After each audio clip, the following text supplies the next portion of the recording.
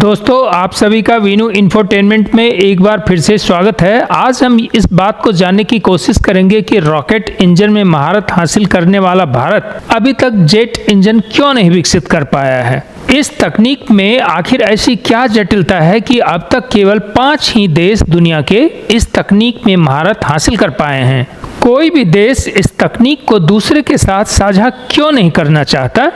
क्या ये कूटनीतिक कारणों से फंस जाता है या यह एक जटिल तकनीक है जिसके लिए शोध करने में इन देशों को वर्षों लगते हैं और भारी निवेश होता है, इस वजह से इस तकनीक को साझा करने से वो गुरेज करते हैं? या फिर यह रणनीतिक बढ़त बनाए रखने के लिए जिसे इसे विकसित करने वाला देश नई तकनीक विकसित करने से पहले सतत बनाए रखना चाहता है, उसके वजह से इस तकनीकी को किसी दूसरे से शेयर करना नहीं चाहता है। दोस्तों, स्क्रैच से यानी कि बिल्कुल शुरू करके किसी जेट इंजन को एक उड़ने लायक इंजन के रूप में और वह भी विश्वसनीय इंजन के रूप में डेवलप करना किसी भी देश के लिए काफ़ी चुनौती है, क्योंकि इसके लिए आपको एरोथर्मल डायनामिक्स, धातु विज्ञान और नियंत्रण प्रणालियों में विशेषज्ञता की आवश्यकता होती है और भारत के पास इनमें से कोई भी चीज़ शुरुआती दौर में उपलब्ध नहीं था। कावेरी इंजन कार्यक्रम को भारत में कई जटिल कारकों के कारण महत्वपूर्ण देरी का सामना करना पड़ा, जिसमें तकनीकी बाधाएं, पर्याप्त परीक्षण अवसंरचना की कमी और विदेशी विशेषज्ञता पर निर्भरता शामिल है। मुख्य चुनौतियों में आवश्यक थ्रस्ट टू वेट अनुपात प्राप्त करना, उच्च तापमान धातु विज्ञान का प्रबंधन करना और एक विश्वसनीय आफ्टर बर्नर विकसित करना शामिल था, जिसके बाद ही इस तरह के इंजन की हम कल्पना कर सकते हैं कि एक सेल्फ रिलायंट जेट इंजन आपके पास उपलब्ध हो। भारत के साथ कुछ और समस्याएं थी। भारत के 1998 के परमाणु परीक्षणों के बाद लगाए गए प्रतिबंधों के कारण सिंगल क्रिस्टल टरबाइन ब्लेड जैसी महत्वपूर्ण सामग्रियों तक पहुंचने को प्रतिबंधित कर दिया गया, जिससे इसके विकास में बहुत ज़्यादा बाधा उत्पन्न हुई। इसके साथ ही भारत के साथ कुछ और भी कारक थे, जैसे कि अकुशल परियोजना प्रबंधन और बजट की सीमाएं, निर्णय लेने में देरी, उद्योग समन्वय की कमी और अपर्याप्त निधि ने भी परियोजना की असफलताओं में योगदान दिया। दोस्तों, इससे पहले कि हम कावेरी इंजन के विकास और उसकी समस्याओं को ठीक तरीके से समझें, उससे पहले यह ज़रूरी है कि भारत जो 404 इंजन खरीद रहा है, यह इंजन आखिर मैच्योर कैसे हुआ था। इसके अंदर ही इस बात का राज छुपा हुआ है कि कावेरी आगे चल करके क्या कर सकता है और कावेरी के लिए आगे का रास्ता क्या होना चाहिए। तो आइए हम जरा 404 इंजन की जर्नी को समझते हैं। दोस्तों, जी एरोस्पेस जिसने कि 404 बनाया है, उसी ने आगे चल करके इस इंजन का मॉडिफिकेशन करने के बाद 414 इंजन का डेवलपमेंट किया और उसी के साथ GE36 इंजन को भी उसने डेवलप किया। दोनों इंजन के अलग अलग रोल डिफाइंड थे, जहां GE 404 का एक बड़ा टर्बोफेन वाला इंजन है जो कि जेट विमानों के लिए ही बनाया गया है। वहीं GE36 यह एक प्रायोगिक इंजन है जिसे कि सिविल प्रॉप फैन इंजन के नाम से जानते हैं और इसकी यूटिलिटी कॉमर्शियल व्हीकल में भी हो सकती है और कुछ और उपयोग के लिए इसको किया जा सकता है। GE एरोस्पेस का 404 इंजन, अगर हम इसके विकास की बात करें तो F404 GE, इसका विकास FA-18 हॉर्नेट के लिए किया गया। GE को उस समय धक्का लगा जब कुछ समय बाद जब वो इंजन का डेवलपमेंट शुरू किया और वहां कंपटीशन में भाग लेना शुरू किया, जिसमें कि F-15 ईगल के लिए इंजन का सिलेक्शन होना था अमेरिका में, उसमें यह प्रैट एंड विटनी से प्रतिस्पर्धा हार गया। और फिर जब जाकर के F-16 की बात आई, उसमें भी जो कि लाइट वेट फाइटर था, उस प्रतियोगिता में भी प्रैट एंड विटनी ही अपने F-100 इंजन इंजन के साथ जीत दर्ज कर ली, जो कि जनरल इलेक्ट्रिक के लिए एक सदमे से कम नहीं था, पर्दा हार गया। GE 404 इंजन की आखिर क्या क्या विशेषताएं हैं, इसमें किस किस तरह के पार्ट पुर्जे लगे हुए हैं। तो इंजन में 3 चरणीय पंखा है, 7 अक्षीय चरण कंप्रेसर की व्यवस्था है, एकल चरण निम्न और उच्च दबाव वाला टरबाइन इसमें लगा हुआ है, एक संवर्धक होता है वह भी इसमें लगा हुआ है। इसी के साथ मूल रूप से F404G 400 मॉडल में 16,000 lbf यानी कि 71.2 किलो न्यूटन का अधिकतम थ्रस्ट उत्पन्न करने वाला इंजन है। इस इंजन में डिजाइन की जो लागत है उसको ही मुख्य रूप से टारगेट किया गया था। इंजन की प्रदर्शन की तुलना में इसकी विश्वसनीयता पर काफी प्राथमिकता दी गई थी और इसके डिजाइन में इस चीज को इनकॉर्पोरेट किया गया था ताकि यह एक रिलायबल इंजन के रूप में उभरे। चूंकि 2 प्रतियोगिता हारने के बाद इस इंजन को मॉडिफाई करके बनाया गया था, इसलिए यह इंजन दुनिया में काफी रिलायबल इंजन माना जाता है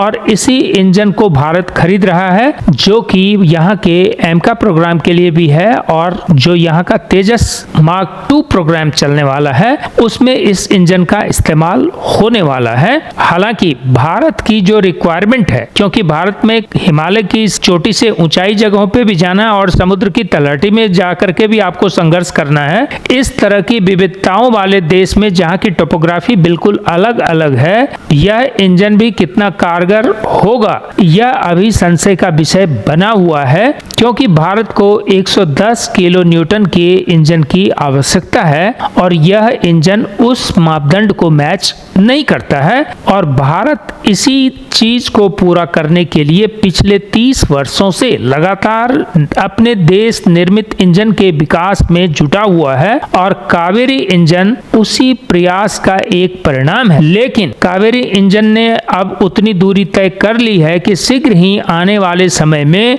यह 404 का जो मॉडल है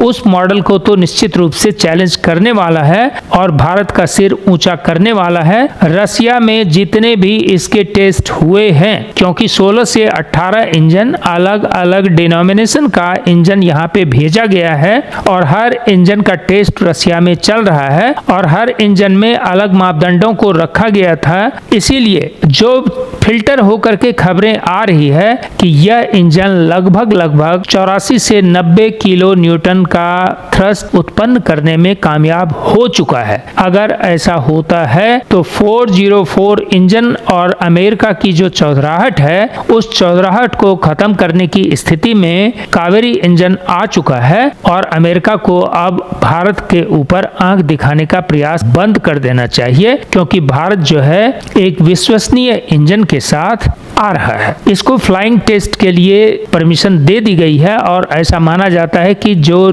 तेजस का प्रथम वर्जन है उसमें इसको फ्लाइंग टेस्ट के लिए इंटीग्रेट करके देखा जाएगा। हालांकि कुछ सैनिक अधिकारियों का ऐसा मानना है कि जब तक इसका सर्टिफिकेशन पूरा का पूरा नहीं हो जाता है तब तक हमें ऐसा प्रयास नहीं करना चाहिए, तब तक इसको हमें यूएवी में इस्तेमाल करके ही चेक करना चाहिए, क्योंकि तेजस उनके साथ रिस्क हो सकता है। लेकिन भारत सरकार ने रसिया से जो सूचनाएं मिली हैं और जिस तरह का इसका टेस्टिंग परिणाम आया है, इसको फ्लाइंग का परमिशन दे दिया है और वह दिन दूर नहीं जब यह इंजन विश्व का एक बेहतरीन इंजन बन करके उभरेगा। और अभी हाल ही में आपने देखा होगा कि सोशल मीडिया से लेकर के कई जगहों पर क्राउड फंडिंग की बात की जा रही है ताकि इसका जो नेक्स्ट वेरिएंट है उस इंजन का विकास दिन और रात हमारे यहाँ के इंजीनियर्स और वैज्ञानिक मिलकर के करें और उन्हें फंड की कोई कमी ना हो सकता है कि भारत सरकार भी इसके लिए फंड रिलीज कर दे और नहीं तो ऐसी स्थिति हो सकती है कि क्राउड फंडिंग करके कावेरी इंजन को दुनिया के सर्वश्रेष्ठ इंजन बनाने की दिशा में यहाँ की जनता ही आगे शायद बढ़ा दे। धन्यवाद। उम्मीद करते हैं आपको ये कंटेंट अच्छा लगा होगा। अगर अच्छा लगे तो अपने दोस्तों के साथ शेयर करना ना भूलें और सब्सक्राइब करना तो कतई ना भूलें और जय हिंद करने से गुरेज ना करें। धन्यवाद।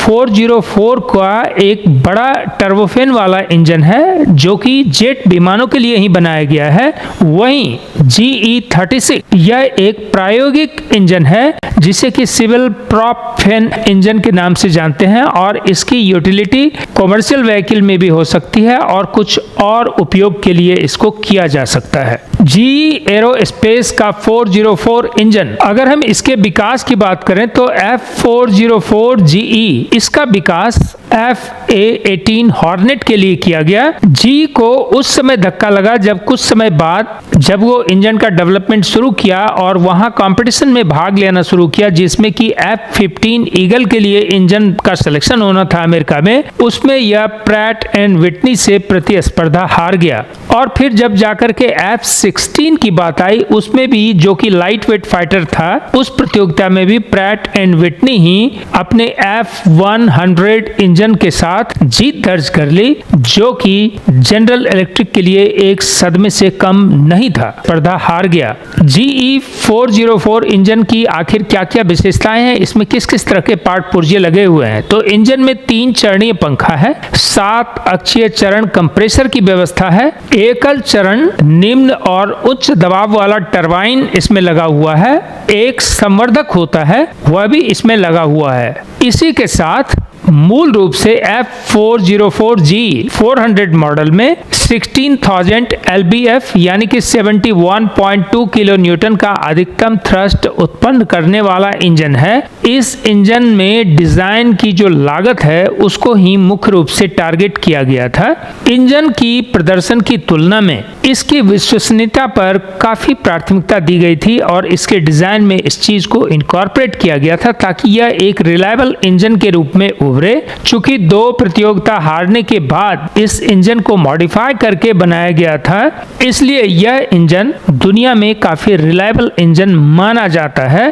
और इसी इंजन को भारत खरीद रहा है, जो कि यहाँ के एमका प्रोग्राम के लिए भी है और जो यहाँ का तेजस मार्क 2 प्रोग्राम चलने वाला है उसमें इस इंजन का इस्तेमाल होने वाला है। हालांकि भारत की जो रिक्वायरमेंट है, क्योंकि भारत में हिमालय की चोटी से ऊंचाई जगहों पे भी जाना है और समुद्र की तलहटी में जाकर के भी आपको संघर्ष करना है, इस तरह की विविधताओं वाले देश में जहाँ की टोपोग्राफी बिल्कुल अलग अलग है, यह इंजन भी कितना कारगर होगा यह अभी संशय का विषय बना हुआ है, क्योंकि भारत को 110 किलो न्यूटन के इंजन की आवश्यकता है और यह इंजन उस मापदंड को मैच नहीं करता है और भारत इसी चीज को पूरा करने के लिए पिछले 30 वर्षों से लगातार अपने देश निर्मित इंजन के विकास में जुटा हुआ है और कावेरी इंजन उसी प्रयास का एक परिणाम है। लेकिन कावेरी इंजन ने अब उतनी दूरी तय कर ली है कि शीघ्र ही आने वाले समय में यह 404 का जो मॉडल है उस मॉडल को तो निश्चित रूप से चैलेंज करने वाला है और भारत का सिर ऊंचा करने वाला है। रसिया में जितने भी इसके टेस्ट हुए हैं, क्योंकि 16 से 18 इंजन अलग अलग डिनोमिनेशन का इंजन यहाँ पे भेजा गया है और हर इंजन का टेस्ट रसिया में चल रहा है और हर इंजन में अलग मापदंडों को रखा गया था। इसीलिए जो फिल्टर होकर के खबरें आ रही है कि यह इंजन लगभग 84 से 90 किलो न्यूटन का थ्रस्ट उत्पन्न करने में कामयाब हो चुका है। अगर ऐसा होता है तो 404 इंजन और अमेरिका की जो चौधराहट है उस चौधराहट को खत्म करने की स्थिति में कावेरी इंजन आ चुका है और अमेरिका को अब भारत के ऊपर आंख दिखाने का प्रयास बंद कर देना चाहिए, क्योंकि भारत जो है एक विश्वसनीय इंजन के साथ आ रहा है। इसको फ्लाइंग टेस्ट के लिए परमिशन दे दी गई है और ऐसा माना जाता है कि जो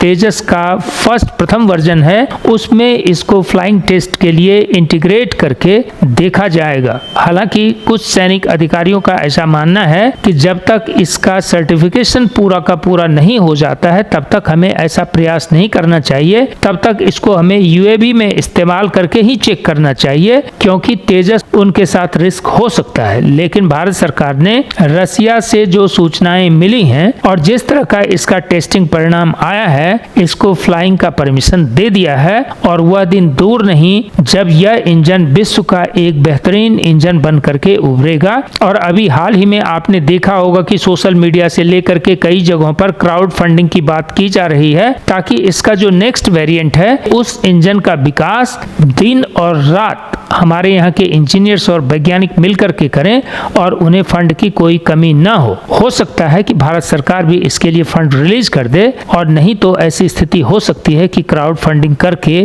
कावेरी इंजन को दुनिया के सर्वश्रेष्ठ इंजन बनाने की दिशा में यहाँ की जनता ही आगे शायद बढ़ा दे। धन्यवाद। उम्मीद करते हैं आपको ये कंटेंट अच्छा लगा होगा। अगर अच्छा लगे तो अपने दोस्तों के साथ शेयर करना ना भूलें और सब्सक्राइब करना तो कतई ना भूलें और जय हिंद करने से गुरेज ना करें। धन्यवाद।